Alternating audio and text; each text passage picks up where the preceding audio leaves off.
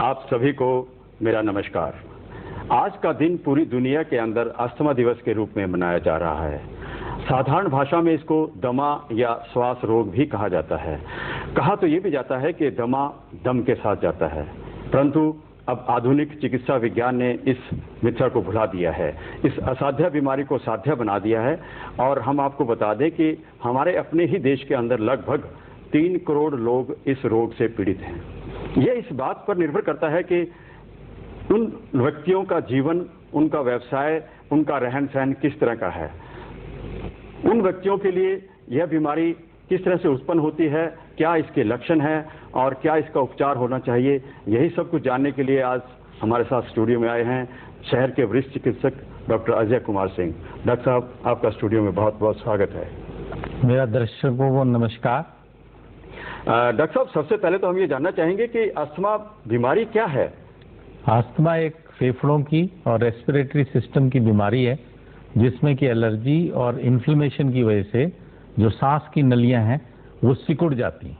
Normal सांस की नल की इस तरीके से होती है, इसका ये डायमीटर होता है, और जब ये सिकुड़ना शुरू करती है तो ये जो है पहले इस तरीके से सिकुड़ती है, कम हो जाती है, इसमें हल्की खांसी शुरू होती है और मरीज को थोड़ा सा अनुभव होता है कि वो सांस लेने में डिफिकल्टी हो रही है।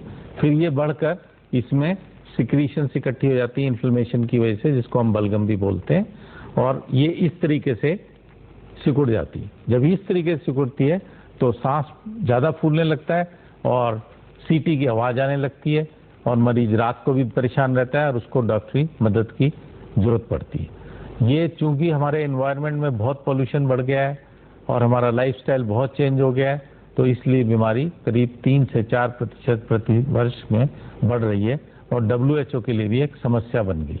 यही कारण है आज हम अस्थमा दिवस मना रहे हैं, ताकि हम लोगों को जागृत कर सकें, जो कि करोड़ों की संख्या में है, कि उनको अपना बचाव कैसे करना है। डॉक्टर साहब, जैसे कि आपने बताया कि फेफड़ों की सिकुड़न, तो हमारे फेफड़ों की रचना इस तरह की होती है कि जैसे स्पंज की तरह से, तो उनमें से हवा क्रॉस होती है और सिकुड़न होती है, तो हवा लेने में, सांस लेने में दिक्कत आती है। तो डॉक्टर साहब, आप ये बताइए कि इसमें किस तरह के लक्षण उत्पन्न होते हैं और इस बीमारी में ये कब शुरू होती है और कैसी अवस्था में शुरू होती है और इसका उपचार किस तरह से उपचार होती है। ये सबसे पहले तो हमें जानना चाहिए कि इसके लक्षण क्या हैं, जो कि हल्के लक्षणों में अगर हमें पता लग जाए तो हम बहुत हल्के से इलाज से उसको ठीक कर सकते हैं, जिसमें नाइट कफ, अगर रात को आपको खांसी आ रही है या माँ को लगता है कि बच्चे को रात को खांसी आ रही है और वो सारी सारी रात खांसता है, या क्लास में बैठा हुआ टीचर को पता लग जाए कि वो खांस रहा है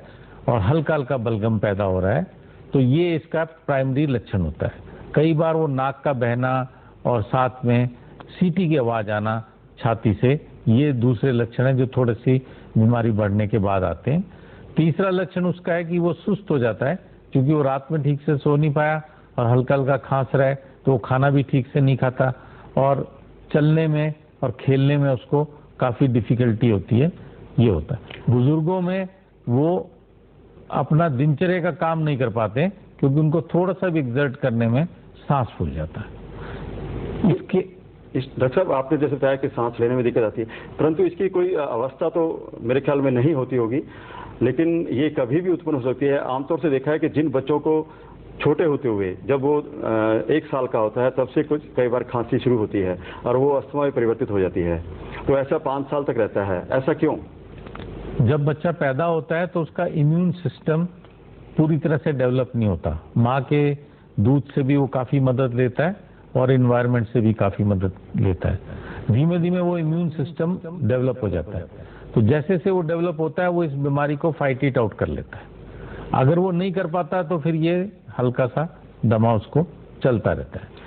क्या ये बचपन में, बाल्यावस्था में दमा होने के बाद क्या ये जीवन भर चलता है या बीच में कुछ ठीक हो जाता है? दमा या अस्थमा एक बहुत बड़ा शब्द है जिसके स्पेक्ट्रम में काफ़ी बीमारियां आती हैं।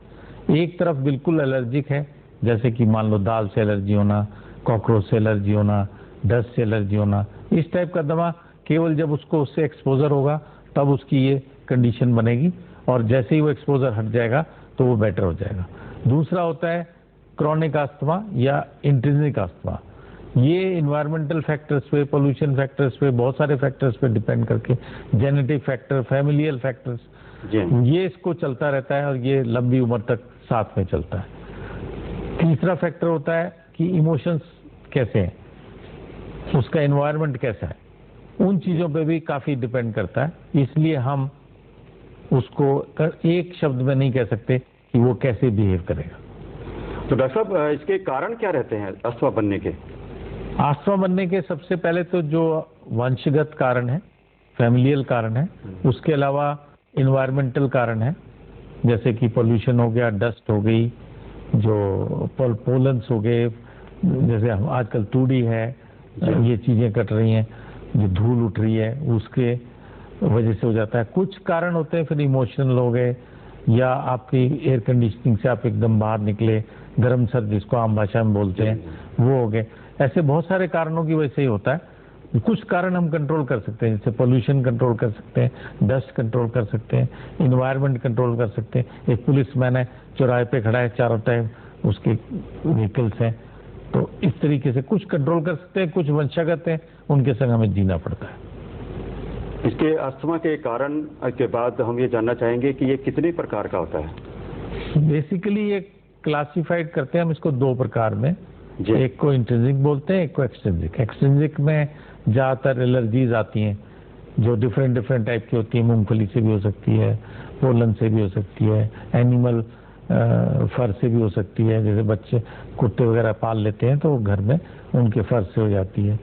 और इंट्रिंसिक में जो वंशागत तरफ से आता है, और उसमें ज़्यादातर इमोशंस हो गए, और उनका जो किसी भी चीज़ को हाइपर रिस्पॉन्सिवनेस हो गया, इन्वायरमेंटल सेंसिटिविटी होगी गर्म सर्द वाली, या सीजनल चेंज हो गया, जब सीजन बदलता है गर्मी से बरसात, बरसात से ठंड, ये इंट्रिंसिक हो जाता है। ये हमें डॉक्टर साहब कैसे पता लगेगा कि मेरे को अस्थमा हो चुका है? ये बहुत ही अच्छा सवाल है, और आमतौर पे इसमें लोगों को कंफ्यूजन रहता है।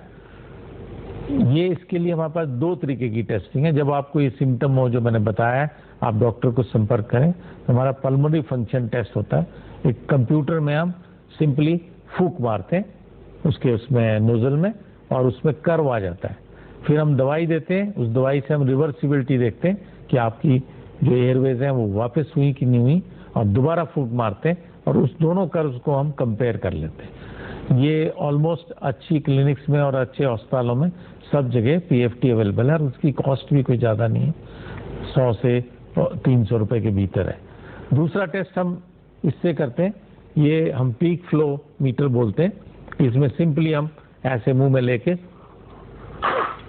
एक फूंक मारते हैं, और जिससे कि ये इसका स्टाइलस आगे चला जाता है, और हम देख लेते हैं कि हमारी इस एक फूंक से कितने मिलीमीटर हमने उसको किया है। अगर ये नॉर्मल रेंज में है तो ठीक है, अगर ये कम रेंज में है तो हमें पता है कि हमारा जो फेफड़े हैं उनकी पावर कम है, और इसको हम रोज सुबह अपना मंजन करते हैं, उसी समय हम यूज कर सकते हैं। तो हमें पता रहेगा कि आज एनवायरनमेंट का हमारे ऊपर क्या असर आया, हमें दवाई की जरूरत है या नहीं है। तो इसको हम पीक फ्लो मीटर कहते हैं। ये भी बड़ा सस्ता है, 300 रुपए में आता है। लोग इसको रख सकते हैं, जैसे बीपी नापा जाता है पेशेंट्स का, वैसे आप इसको नाप सकते हैं। डॉक्टर साहब, इससे मिलती जुलती एक और बीमारी है जिसको हम सीओपीडी बोलते हैं, इसमें और दमे में क्या फर्क रहता है? सीओपीडी एक एक्वायर्ड बीमारी है, जिसमें कि बेसिकली जो लंग्स के टिश्यू हैं, जिसको हम एसिनाई बोलते हैं, वो इन्वॉल्व होते हैं। वो सिगरेट पीने से, या मल्टीपल इन्फेक्शन से, या कुछ एनवायरनमेंट से वो खराब हो जाते हैं, डिस्ट्रॉय होके फूल जाते हैं। इसमें एयरवे ज्यादा इन्वॉल्व होती है, उसमें एसिनाई ज्यादा इन्वॉल्व होते हैं। तो स्मोकर्स में ज्यादा पाई जाती है। इसमें स्मोकर से नुकसान तो होता है, पर ये जनता में अदरवाइज भी होती है। यानी कि सीओपीडी में लगातार दवाई रखनी पड़ती है। हाँ, और उसमें बलगम बनता है, और वो रिवर्सिबल नहीं होती। ये दवाई लेने से कम्प्लीटली रिवर्सिबल है। अस्थमा को काफी हद तक क्योर किया जा सकता है, बिल्कुल कंट्रोल किया जा सकता है। डॉक्टर साहब, इसमें इन्वेस्टिगेशन क्या क्या करवानी पड़ती है हमें? मुझे अस्थमा हो गया है तो मुझे डॉक्टर के पास जाके हम किस तरह की इन्वेस्टिगेशन? पहले तो डॉक्टर आपका फिजिकल एग्जामिनेशन करेंगे, उसके आधार पर निर्धारित करेंगे कि क्या इन्वेस्टिगेशंस करानी है। पर मेनली तो मैंने आपको दो बताई, पीएफटी और पीक फ्लो मीटर। जी हाँ। इसके अलावा ब्लड टेस्टिंग की जाती है क्योंकि कुछ अस्थमा से मिलती जुलती बीमारियां होती हैं जैसे यूसिनोफीलिया, और हिंदुस्तान में एक पर्टिकुलर यूपी बिहार में वो काफ़ी है, तो उसमें यूसिन्स बड़े होते हैं और वो क्योरेबल है, दवाई देने से वो ठीक हो जाते हैं, तो अस्थमा भी ठीक हो जाता है। ऐसे ही हम देख लेते हैं कि एलर्जिक एलिमेंट कितना है, तो IgE करके होता है एक टेस्ट, उससे हमें पता लग जाता है भी कितना है। ऐसे ही किसी को अगर कभी कभी होता है और खाली एलर्जीज है तो हम एलर्जी टेस्ट भी करा लेते हैं, उससे हमें पता लग जाता है। मान लो एक आध दो चीज़ से एलर्जी है तो उसको बता सकते हैं भाई ये आप अवॉइड करो, इनको यूज़ नहीं करो, तो उससे उसको काफ़ी आराम मिल जाता है। जैसा कि आपने बताया कि दमा बहुत ही सुविधाजनक हो चुका है आधुनिक चिकित्सा विज्ञान के द्वारा, तो इसका इलाज भी बहुत महत्वपूर्ण रहा होगा, तो इसका इलाज आप किस तरह से शुरू करते हैं? नॉर्मली हम ये टेस्ट करने के बाद एक असेसमेंट बनाते हैं और इसको दो हिस्सों में डिवाइड करते हैं। एक तो प्रिवेंटर मतलब अटैक ना हो, इस सिचुएशन में आदमी ना पहुंचे, और दूसरा जब अटैक होता है उस समय इंटरवेंशन। तो नॉर्मली मरीज हमको फर्स्ट टाइम रिपोर्ट करता है इंटरवेंशन में, इसलिए मैं इंटरवेंशन वाला पहले बता रहा हूँ। इंटरवेंशन में हमारे पास दवाइयाँ हैं जिसमें स्टीरॉयड्स हैं, डेरिफाइलिन्स हैं और इनहेलर डिवाइसेस हैं। क्या उसमें नेबुलाइजर भी है, और ये दो टाइप के इनहेलर्स जो हम कॉमनली यूज करते हैं। ये इन इनहेलर्स में एक में तो ड्राई बोलते हैं, इसमें ऐसा खोल के कैप्सूल डालते हैं और इसको बंद करने के बाद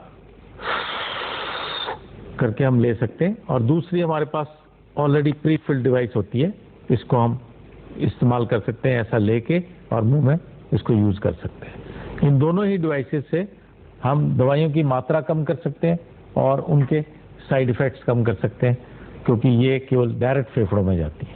अक्सर धारणा डॉक्टर साहब ये रहती है कि इसकी डॉक्टर साहब हमें आदत पड़ जाएगी, क्योंकि ये गरीब लोगों की बीमारी है, तो इसके हम यूज टू नहीं है, इसके आदी नहीं है, तो क्या ये सबसे अच्छी डिवाइस है? ये एक गलत धारणा है और मैं इस माध्यम से उसको हटाना चाहूँगा, क्योंकि जो भी चीज़ इनहेलर्स में यूज हो रही है आप पढ़ सकते हैं वो माइक्रोग्राम्स में है, और जो भी चीज़ टैबलेट में यूज हो रही है वो मिलीग्राम में। आमतौर पे ये 1/20 या 1/40 हिस्सा कम दवाई है कंपेयर टू द टैबलेट। दूसरा, गोली जब हम खाते हैं तो पहले वो पेट में जाती है, फिर लिवर में जाती है, फिर सारे ब्लड में सर्कुलेट होती है, दैट मीन्स उसका इफेक्ट पूरी बॉडी पे आता है और साइड इफेक्ट्स ज़्यादा होते हैं। जो हम इनहेल करते हैं, चाहे इस डिवाइस से, रोटाकैप से, चाहे इनहेलर से, वो सीधी लंग्स में जाती है, और लंग्स में केवल इतना हिस्सा फालतू यूज होता है। मुंह को हम कुर्ला कर लेते हैं दवाई लेने के बाद, तो उसमें दवाई जो होती है वापस चली जाती है, केवल इतना हिस्सा एक्स्ट्रा यूज होता है। ऑब्वियसली साइड इफेक्ट्स ना के बराबर है इसमें, यानी कि दवाई खाने का इफेक्ट ज्यादा आएगा। इसमें दवाई मोर इफेक्टिव है और लेस डोज है, उसमें दवाई लेस इफेक्टिव है गोलियों में और मोर साइड इफेक्ट्स है। राइट। तो डॉक्टर साहब, दवाई का असर आने में कितना समय लग जाता है इसमें? जब अटैक होता है तो हमें, अगर पहले से प्रिवेंटर थेरेपी पे वो नहीं है तो मिनिमम 5 से 7 दिन लग जाते हैं। जी हाँ। अगर वो प्रिवेंटर थेरेपी पे है तो फिर हमें जैसे ही हम दवाई बढ़ाते हैं तुरंत असर आ जाता है 4 घंटे से 5 घंटे तक। आपने सुना, देखा कि अस्थमा रोगी को अपने एनवायरनमेंट पे, अपने खान पान पे, अपने रहन सहन पे, अपने आसपास की चीज़ों पे ध्यान रख के चलना पड़ेगा। उसको धूल, गरज, धुआं, डस्ट, इससे बचाव रखना पड़ेगा, और इसके अलावा जो चीज़ उसके संपर्क में आने से या खाने पीने से उसको तकलीफ होती है उससे बचाव रखे, तो इस बीमारी के साथ वह लंबे समय तक अपने आप को स्वस्थ बनाए रखता है और समय पे उचित डॉक्टर की उचित सलाह ली जाए। डॉक्टर साहब, आपने स्टूडियो में आके हमारे दर्शकों को इतनी अच्छी जानकारी दी, इसके लिए आपका बहुत बहुत धन्यवाद।